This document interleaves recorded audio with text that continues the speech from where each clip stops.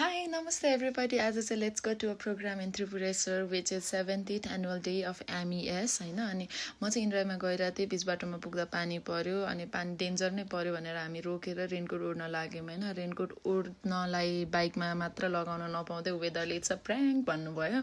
अनि म भेन्यूमा भेन्यूमा पुग्दाखेरि चाहिँ कस्तो राम्रो सेटअप गर्नुभएको नेपाल आर्मीको प्रोग्राम भएर होला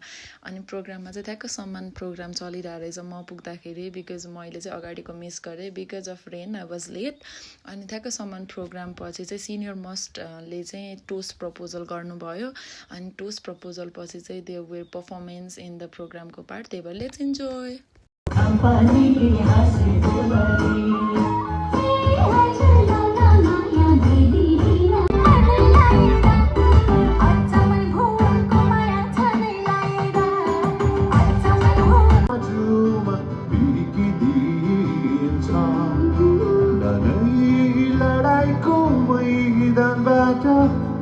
भागिदिन्छ जाला यो त नजान्दैन अब फुरफुर गर्ने पानी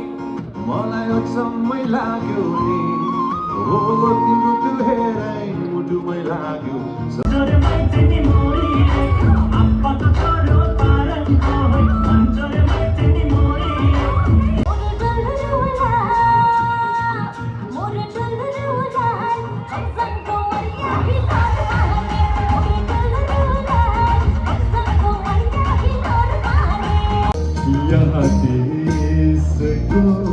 cinta